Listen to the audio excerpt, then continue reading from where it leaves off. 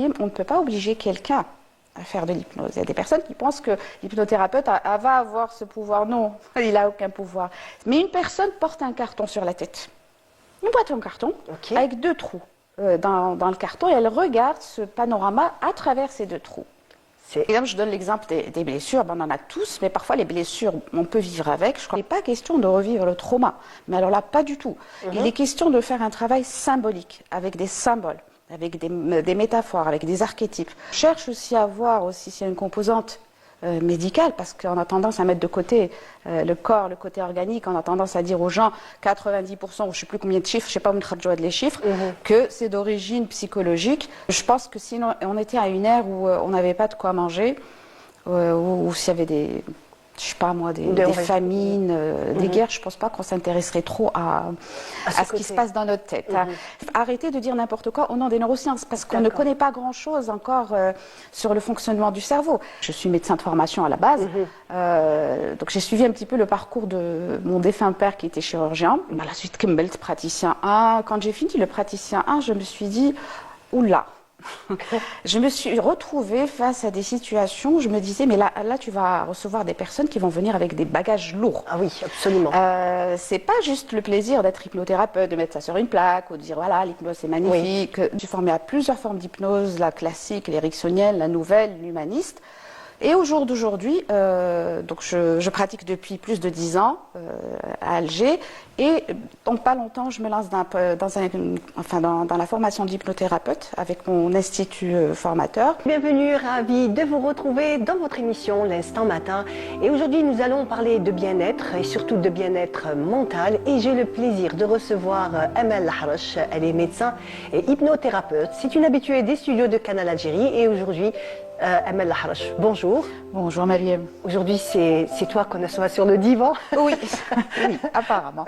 Chacun son tour. Voilà, exactement. Oui. Bienvenue, merci d'être là, Amel. Avec plaisir, Mariam. Alors, comme je t'ai présenté, donc tu es médecin, hypnothérapeute. Il faut dire que de nos jours, la santé mentale, le bien-être mental est devenu très très important. Et en fait, Amel, c'est exactement, on va dire, ce que tu fais au quotidien. C'est ces personnes que tu essaies de guider vers un bien-être, ce bien-être que tout le monde recherche. Mais d'abord, avant d'arriver à là, Amel, tu as eu le cursus universitaire, donc médecin de formation. Oui. Pendant quelques années, donc tu travaillais dans le domaine pharmaceutique. Tout à fait. Et ensuite, tu as eu un déclic. Raconte-nous un petit peu comment tu es arrivé vers l'hypnose et vers surtout cet autre côté, cet autre visage de la médecine. Oui, c'est une autre forme de médecine, je dirais une autre forme de chirurgie, celle de l'esprit. En fait, le déclic, il a toujours été là. Je n'ai pas forcément opté pour l'hypnose quand j'étais jeune, mais je me suis toujours posé des questions sur... qu'est-ce qu'il y a derrière les étoiles? J'étais petite, je regardais les flaques d'eau et je m'imaginais qu'il y avait tout un monde dans les flaques. Je dormais le soir en été chez nous dans la terrasse, je regardais les étoiles. Je me posais toujours la question de savoir qu'est-ce qu'il y a derrière la réalité, qu'est-ce qu'il y a derrière ce que les choses nous paraissent. Après, c'est vraiment un concours de circonstances et de hasard, bien que je ne crois pas que le hasard soit un hasard réellement. Et c'est au fil d'expériences de vie, de rencontres, d'événements, de situations. Je me suis retrouvée petit à petit dans ce chemin de l'hypnothérapie. Bon, bien sûr, au départ, je me suis formée je suis médecin de formation à la base. Donc j'ai suivi un petit peu le parcours de mon défunt père qui était chirurgien, l'aîné de la famille. Après, je l'avais fait avec plaisir. C'est-à-dire, c'est pas juste quelque chose que j'avais fait pour continuer la tradition. Non, non, pas du tout. Mais une fois sur le terrain, ça répondait pas trop à ce que j'attendais. Parce que moi, je voulais faire réellement comme lui, chirurgie, parce que pour moi, c'était ça, la vraie médecine, pouvoir un peu. Ça ne veut pas dire que médecine purement médicale n'est pas de la médecine. Bien pour entendu, moi, je parle un peu de ma perception des choses. Donc je n'ai pas pu le faire à l'époque et je me suis retrouvée un peu sur le chemin du pharmaceutique. Dans ce chemin du pharmaceutique, j'accompagnais des gens, je les formais, j'étais dans un poste de responsabilité de direction médicale. Mais il y avait toujours ce truc. Ce qui me faisait le plus plaisir dans ce parcours d'environ 13 ans, c'était ce que je partageais avec les éléments de l'équipe. Quand je leur parlais, quand je les formais, c'est là que je me sentais bien. Je pouvais les garder des fois jusqu'à 18 heures plus. Moi, je n'étais pas du tout fatiguée. Eux étaient fatigués, les pauvres, mais moi, je ne l'étais pas. C'est-à-dire cette envie de transmettre, de partager, d'accompagner était toujours là depuis toute petite. Rajoute à cela. Je suis l'aînée d'une famille nombreuse. D'accord. Donc, vas-y, tu t'occupes de tes frères et sœurs. Et je remercie d'ailleurs mes parents pour tout ce que j'ai appris. Avec le recul, je me rends compte, même si l'éducation était parfois difficile ou un peu particulière quand on est l'aîné, mais avec du recul, on se dit, mais ça ne s'est pas passé pour rien. C'est-à-dire, s'il n'y a pas eu tout ça dans ma vie, je n'aurais pas pu arriver à ce que je vis actuellement et ce que je vivrai peut-être plus tard. Donc, comme ça, de fil en aiguille, j'avais commencé par un stage d'auto-hypnose à l'étranger. Et puis bon, un jour, je me suis dit, tiens, tu vas... Lance-toi, forme-toi à l'hypnose sans savoir ce que j'allais en faire, en fait. J'ai juste commencé par le technicien, qui durait à l'époque 7 jours. Et par la suite, Kimbelt, praticien 1. Quand j'ai fini le praticien 1, je me suis dit, oula. Je me suis retrouvée face à des situations où je me disais, mais là, tu vas recevoir des personnes qui vont venir avec des bagages lourds. Ah oui, absolument. C'est pas juste le plaisir d'être hypnothérapeute, de mettre ça sur une plaque ou de dire, voilà, l'hypnose c'est magnifique. Oui. Non, ça n'a rien à voir. Il y a toute une responsabilité derrière. Oui. Et là, on se dit, c'est pas, les gens ne vont pas venir me voir, tiens, j'ai un objectif, je vais l'atteindre, ou j'ai une phobie de l'avion, ou là, les gens vont venir avec du lourd. Oui. À l'époque, quand j'avais fait le praticien 1, je me disais, non, laisse tomber. Laisse tomber. Et mon enseignant, j'avais parlé de ce que je ressentais parce que j'étais la seule Algérienne à l'époque à me former à toutes ces formes d'hypnose. Il savait que j'avais envie aussi de ramener ça en Algérie et de former des hypnothérapeutes d'une façon assez rigoureuse. Il m'a encouragée d'une façon que je ne pouvais pas imaginer, c'est-à-dire qu'il m'a mise déjà dans le fait accompli que j'étais déjà hypnothérapeute, donc ce qui m'a obligée à continuer le cursus. D'accord. Donc je l'ai continué, praticien 2, maître praticien, je me suis formée à plusieurs formes d'hypnose, la classique, l'éricksonienne, la nouvelle, l'humaniste. Et au jour d'aujourd'hui, donc je pratique depuis plus de 10 ans à Alger et dans pas longtemps, je me lance dans la formation d'hypnothérapeute avec mon institut formateur en Algérie. C'est-à-dire que j'importe ces techniques en Algérie, mais le cursus de formateur, c'est pas quelque chose de facile. Je ne peux pas m'autoproclamer formatrice parce que je suis au niveau du maître praticien, ça pour moi c'est impossible. Il y a tout un cursus, des lectures, des examens, des simulations, des vérifications des connaissances pour qu'on puisse être un formateur certifié, en tout cas avec l'institut dans lequel je suis. Mais justement, Amel, c'est ce que tu es en train de te dire, c'est que c'est quelque chose de très lourd, c'est une lourde responsabilité, parce que quand on est hypnothérapeute, on rentre un petit peu, on va dire, dans tous les secrets, dans ce monde qui est le mental, et des fois la personne en elle-même n'en a pas conscience. Elle va le découvrir en même temps que toi. Et tout à l'heure, on parlait, Amel, de l'hypnose humaniste. Est-ce que tu peux nous expliquer exactement quelle est la différence entre les autres formes de... Oui, en fait, il y en a 4.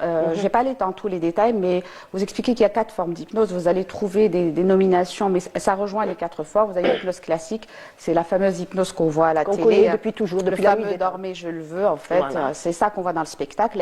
Elle est plus pour le spectacle, ou pour l'hypnose médicale, lorsqu'on a besoin d'anesthésier quelqu'un ou de soulager la douleur. Okay. Ensuite, vous avez l'hypnose ericksonienne et l'hypnose nouvelle. Donc ça évolue avec l'évolution de l'humain. Donc ce qu'on appelle actuellement hypnose ericksonienne, c'est plutôt de l'hypnose nouvelle. Dès que vous avez des protocoles dans l'accompagnement d'hypnose, c'est de l'hypnose nouvelle, c'est pas de l'ericksonienne. Parce que l'hypnose ericksonienne, c'est des jeux de langage, c'est des suggestions, c'est des formulations afin d'atteindre l'inconscient de la personne. Et vous avez l'hypnose humaniste qui est assez récente, elle date des années 2000. C'est une forme un peu différente des 3 premières.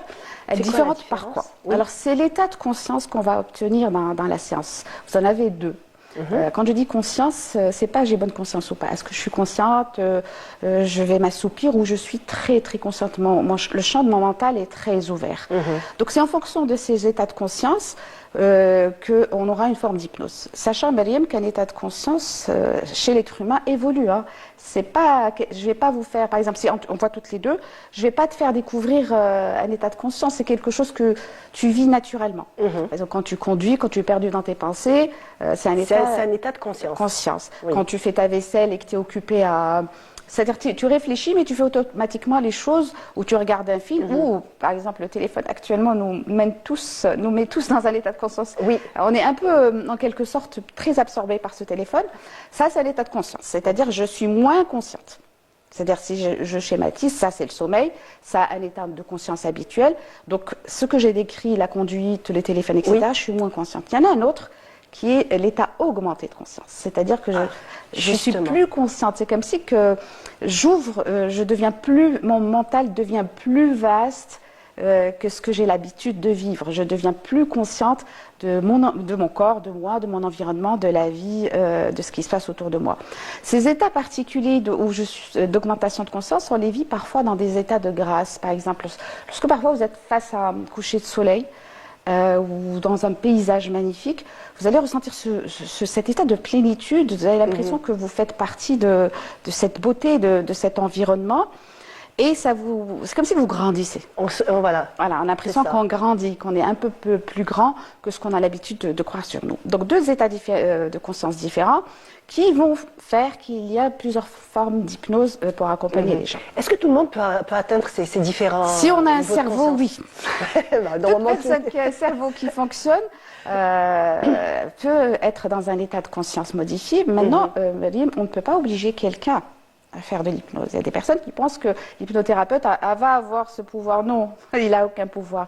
Si la personne ne veut pas, on ne peut rien faire. On ne peut pas faire les choses contre sa volonté. D'accord, donc on ne peut pas forcer quelqu'un, on va lui dire, bon allez viens, je t'amène, tu vas aller faire une séance d'hypnose. Ça ne marche pas comme ça. D'accord. Si elle ne veut pas, il y a toujours le libre arbitre, il y a toujours l'ego observeur, il y a toujours cette présence qui fait que je vais être un peu réfractaire à la suggestion, ou si je ne veux pas, je ne veux pas. Voilà, justement. Ensuite, comment ça se passe concrètement, Amel par exemple, une séance d'hypnose humaniste, ça commence comment? C'est quoi? Alors déjà, pour peut-être expliquer encore mieux l'hypnose humaniste, j'en ai parlé tout à l'heure, c'est une métaphore que j'aime bien utiliser parce qu'elle explique un peu mieux les choses. Vous allez imaginer qu'une personne est dans un panorama magnifique. D'accord, donc j'invite les téléspectateurs à s'imaginer qu'on est devant un super beau panorama. Voilà, vous avez des montagnes, au sommet enneigé, vous avez des vallées, des prairies, des canyons, même un lac ou une plage. Ceux qui aiment la mer, ils sont au bord de un panorama à 360 degrés magnifique. Mais une personne porte un carton sur la tête. Une boîte en carton avec deux trous dans le carton et elle regarde ce panorama à travers ces deux trous. C'est extrêmement réduit. C'est un peu notre état habituel de conscience. Si j'enlève le carton, je le mets de côté, j'ai un peu accès à tout ce panorama en 360 degrés. C'est comme si que ma perception grandit. Je deviens plus grande que ce que je crois que je suis. En hypnose humaniste, en fait, en quelque sorte, pour simplifier, on devient beaucoup plus grand que son problème. On retrouve un peu notre conscience humaine C majuscule et notre humanité H majuscule. De retour sur notre plateau, nous avons avec nous Amel Lahrech, qui est médecin et hypnothérapeute. Nous avons déjà un petit peu commencé à essayer de comprendre c'est quoi exactement l'hypnose et surtout la différence entre les autres formes d'hypnose et l'hypnose humaniste. Je rajoute quelque chose, excuse-moi. En fait, dans l'hypnose humaniste, il n'y a pas de suggestion indirecte, c'est-à-dire le thérapeute, il devient presque un guide de voyage intérieur. C'est-à-dire moi, en tant qu'être humain, mes croyances, mes valeurs, je n'interviens plus dans le processus. C'est-à-dire j'accompagne la personne pour qu'elle puisse trouver toute seule ses réponses, toute seule ce qui lui permet de changer ce qu'elle a besoin de changer. Voilà. En fait, il y a beaucoup d'autonomie. Un petit peu comme un guide. Est-ce qu'on peut dire que c'est en quelque sorte, voilà. En fait, c'est comme si je tenais la lanterne, la lumière. J'accompagne la personne dans son cheminement vers la connaissance de soi, ou soigner ce qui a soigné, ou guérir ce qui a guérir. Je tiens la lumière, mais c'est elle qui va marcher. C'est pas moi qui marche à sa place, et c'est pas moi qui l'attire. Elle marche parce qu'elle est déjà accompagnée. Bon, j'ai les techniques pour l'accompagner, mais elle fait librement les choix qui lui conviennent à elle, parce qu'elle a cette particularité. Elle est unique. J'aime bien Albert Mouquet qui le dit, chaque être humain est unique comme tout le monde. Oui, comme tout le Comme monde. tout le monde, effectivement. voilà. Oui. Voilà. Donc en fait, tu es là un petit peu comme tu l'as dit, tu essaies d'éclairer un petit peu ces parties. Et donc en fait, la personne va d'elle-même vers par exemple les choses qui sont douloureuses ou on va dire là où est le problème, qu'est-ce qui pourrait peut-être torturer Oui. l'esprit. Par exemple, je donne l'exemple des blessures. Ben, on en a tous, mais parfois les blessures, on peut vivre avec. Je crois qu'on avait même fait, Oui, on avait fait ensemble une émission sur les dans blessures. ma famille, ma vie, Je effectivement. peux vivre avec, je peux avoir la résilience, mais parfois je peux pas vivre avec. Ça se répercute sur mes relations, ma vie, je suis dans la répétition. Bon, en hypnose humaniste, à travers ce qu'on appelle la thérapie symbolique avancée, on va soigner nos blessures, les blessures de l'enfant intérieur, les blessures du féminin intérieur, du masculin intérieur, le critique. En soignant ces blessures, la personne, c'est comme si en fait, c'est comme si, je vais essayer de vous le dire autrement. Il y a la lumière et vous avez une vitre en parallèle comme ça. Oui. Mais dans cette vitre, il y a des taches. Ces taches, c'est les blessures. Donc la Ça lumière empêche la passe, lumière. mais il y a des ombres en fait en bas par rapport à la personne. Donc quand elle va nettoyer telle tâche ou telle tâche, il y a plus de lumière qui va rentrer dans sa vie. Il y a plus de liberté, plus d'autonomie, plus de plénitude. Donc elle va soigner ses blessures. Ça ne veut pas dire qu'elle va les revivre, hein, parce qu'il y a des personnes qui disent j'ai peur de faire l'hypnose, j'ai peur de revivre le trauma. Non, il n'est pas question de revivre le trauma. Mais alors là, pas du tout. Il est question de faire un travail symbolique avec des symboles, avec des métaphores, avec des archétypes, le langage de l'inconscient. Oui. On ne va pas mettre une personne en état modifié de conscience pour lui dire tiens je vais te revivre. C'est pas possible. Oui, c'est clair, c'est impossible. Et oui. puis ça n'a pas de sens. L'idée c'est que parce qu'avec le temps, notre inconscient va emmagasiner en quelque sorte toutes nos mémoires, tout ce qui nous est arrivé sous une forme symbolique, un peu comme dans les rêves. Il ne va pas aller dans les choses clairement énoncées, mais ce travail sur le symbole va se répercuter sur toute la vie de la personne. Alors, tu m'avais posé aussi la question sur comment ça se passe. Alors, ça commence toujours par une première séance qu'on appelle l'anamnèse. En fait, l'anamnèse qui est très importante pour savoir quel est le besoin de la personne, quelle est la situation. Vraiment, on fait le tour de la vie de la personne. On cherche aussi à voir aussi s'il y a une composante médicale, parce qu'on a tendance à mettre de côté le corps, le côté organique, on a tendance à dire aux gens 90%, ou je ne sais plus combien de chiffres, je ne sais pas où de les chiffres, que c'est d'origine psychologique. Il n'y a aucune preuve de toutes ces choses qu'on avance. Donc c'est plus à la mode qu'autre chose. C'est pas tout le temps, la cause n'est pas tout le temps dans l'histoire de vie ou dans le côté psychologique ou émotionnel. Parfois, il y a des composantes organiques dans le corps. Donc on va chercher un petit peu quelle est la situation de la personne, on va parler de sa vie et on va aussi parler de son objectif, parce qu'il n'est pas question que le thérapeute décide pour la personne ou choisisse un objectif, c'est à elle de choisir. L'objectif, c'est quelque chose... je vais le dire autrement, l'hypnose humaniste, l'approche tahal est un peu différente. C'est-à-dire, autant je peux avoir un objectif, m'éloigner d'eux. Je souffre, j'ai de la douleur, je vais m'éloigner de la douleur. C'est m'éloigner d'eux, comme je peux avoir une attitude aller vers. Aller vers cette douleur? Non, aller vers. Je souffre, je vais aller vers la sécurité. Tu vois un peu? C'est différent, m'éloigner d'eux, de la douleur, où là, je veux retrouver de la paix, de la joie dans ma vie, de l'harmonie, etc. Donc c'est un petit peu ça. On va définir un petit peu ça avec la personne. C'est elle qui décide ce qui est le mieux pour elle, bien sûr, dans un cadre réaliste, logique, faisable. Ce qui n'est pas faisable. C'est important donc de rester toujours... Dans ce qui rentre dans les prérogatives de l'hypnothérapie, parce qu'il y a ce qui ne rentre pas, ne rentre pas. Bon, parfois on a le temps de faire un protocole léger, mais vraiment léger, détermination d'objectifs, parce que sinon ça prendrait encore 1 heure ou plus. Et on s'entend sur ce qu'on a besoin de travailler. Donc on décide un nombre de séances, surtout des aspects à travailler, et on avance avec la personne. On dit, bon, par exemple, on a 3 ou 4 aspects à travailler, on avance avec elle, mais c'est pas parce qu'on a dit 3 ou 4 qu'on est obligé de les faire. D'accord. Il se peut qu'en avançant, on touche le maillon faible et que la personne se libère de ce qui l'a gêné. D'accord, donc parce pas obligé. Voilà, c'est-à-dire c'est le baromètre, le repère, c'est pour ça que je vous ai dit c'est la personne. Je vais pas, par exemple, quelqu'un m'appelle et il me dit voilà Amel, je voudrais venir te voir pour ça. Je vais pas lui dire oui, ok, on va faire 5 séances au téléphone. Ou la 10 au téléphone. Je vais lui expliquer qu'on va se voir et on va s'entendre ensemble, parce que je ne peux pas savoir. En fait, tout dépendra, on va dire, un petit peu de l'ampleur des dégâts et d'une personne à l'autre. Voilà, et ce qu'elle veut. Parfois, des personnes ont ce qui leur convient au bout d'1 ou 2 séances, d'autres vont elles-mêmes vouloir nettoyer. Elles vont dire, moi, je vais aller jusqu'au bout et nettoyer tout ce qu'il y a à nettoyer dans ma vie. Amel, est-ce que on va dire avec de ton regard de professionnel, il y a plus de souffrance mentale, on va dire, de nos jours, cette société, est-ce qu'elle ne crée pas un peu plus de souffrance mentale ou ça a toujours existé depuis toujours? Je pense que ça change en fonction des sociétés, des paradigmes de société, donc, et des besoins aussi de l'être humain au fur et à mesure que l'humanité évolue. Parce que je pense que si on était à une ère où on n'avait pas de quoi manger, ou s'il y avait des... Je sais pas moi, des famines, des guerres, je pense pas qu'on s'intéresserait trop à ce qui se passe dans notre tête. Hein. C'est vraiment... je mets entre guillemets, j'aimerais bien que ça ne soit pas pris de façon péjorative de ma part. Oui, oui. On a du confort actuellement dans notre vie. C'est clair. Et ça nous permet un peu plus de nous occuper un peu de notre côté psychologique. C'est une bonne chose parce qu'on évolue. On évolue dans la connaissance de l'être humain, dans la psychologie de l'humain, des besoins de l'humain, de la connaissance un peu du fonctionnement qui reste très complexe. Hein. Un être humain est complexe. Vous savez, par exemple, en ce moment, il y a des choses qui sont à la mode comme les neurosciences. Les neuroscientifiques vont vous dire les neurosciences sont juste descriptifs. Arrêtez de dire n'importe quoi au nom des neurosciences parce qu'on ne connaît pas grand-chose encore sur le fonctionnement du cerveau. Ça, c'est pour vous dire que c'est encore plein de choses qu'on est en train de découvrir sur la génétique, sur le fonctionnement, sur comment ça se passe dans un corps humain qui est très très complexe. L'humain déjà lui-même est un être très complexe et magnifique d'ailleurs. Absolument, absolument, Amel. Donc, est-ce que on peut dire que on peut comme ça, par exemple, faire une séance d'hypnose juste histoire de, on va dire de, je sais pas moi, de retrouver un petit peu de bien-être, un petit peu de plénitude, je sais pas. Est-ce que c'est possible? On ne vient pas spécialement avec, on va dire, un mal-être. Allez, j'ai pas quelque chose de précis.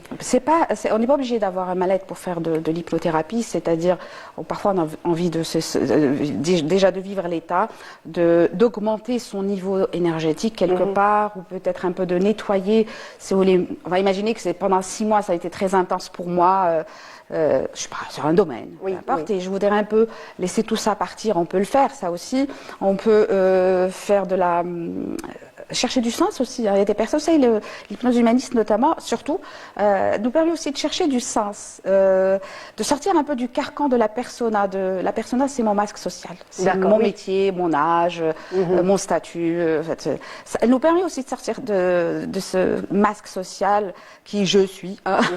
Je suis, mais derrière le je suis, il y a tout plein de choses matérielles. Hein, d'un diplôme, un statut, etc. Elle nous permet un peu de revenir un peu vers notre nature d'âme. De se ressourcer vers notre véritable source, on va dire. De se connecter à cette création magnifique qu'est l'être humain. C'est-à-dire de nous rendre compte à quel point c'est magnifique d'être un être humain et d'être en vie et de nous émerveiller par rapport à la vie, par rapport aux autres, comme si on se rend compte de la valeur de la vie. Ça nous permet aussi parfois, vous savez, j'ai pas assez de joie dans ma vie, faire de l'hypnose humaniste me permet aussi de retrouver de la joie. Parce que cet état, l'expansion de conscience elle-même peut être thérapeutique. Le fait d'enlever le carton, comme je vous ai dit tout à l'heure, imaginez un peu l'effet que ça vous fait. Vous aviez un carton avec des trous, vous voyez bon à peine, hein, mais vous enlevez le carton et vous voyez à quel point c'est beau. Déjà, l'état augmenté de conscience peut être par lui-même un état thérapeutique, un état de joie qu'on peut retrouver sans avoir forcément de gros traumas dans la vie ou des blessures à soigner. Très bien. Ça ne veut pas dire que c'est ce que je fais en cabinet. Je ne le fais pas parce que je ne peux pas me permettre. Parce que si vous voyez, si je reçois quelqu'un qui vient pour une dépression, une grosse blessure, un gros trauma, je commence par ça. Vous voyez, bien entendu. Voilà. Mais il y a des séances d'auto-hypnose où on peut découvrir un peu c'est quoi l'état augmenté de conscience. Alors Amel, on va te demander un petit peu, bien entendu, en gardant toujours le secret professionnel, est-ce qu'il y a eu, par exemple, une personne qui est venue te voir, qui t'a marqué ou qui avait quelque chose d'un peu spécial, qui t'a un petit peu, on va dire... un petit peu, on va dire marqué ou quelque chose, un événement? Alors, Melim, vous savez qu'on apprend avec nos patients. Ça paraît bizarre de le dire, mais on apprend avec les personnes, je dis patients, en hypnose humaniste on parle de personnes, les personnes qui viennent nous voir nous apprennent beaucoup parce que vous savez, comme si on découvre une nouvelle conscience, on accompagne une nouvelle conscience. C'est comme si elle aussi nous fait grandir, on la fait grandir mais elle nous fait grandir. J'ai découvert des personnes extraordinaires. Leur façon de grandir en conscience a été très rapide. C'est-à-dire comme si qu'elles étaient en quelque sorte déjà prédisposées. Ce qui veut dire que c'est un état. C'est pour ça que je vous dis, c'est à la limite un peu naturel chez nous. Il y a des personnes qui ont été. Je pense à une personne d'un certain âge.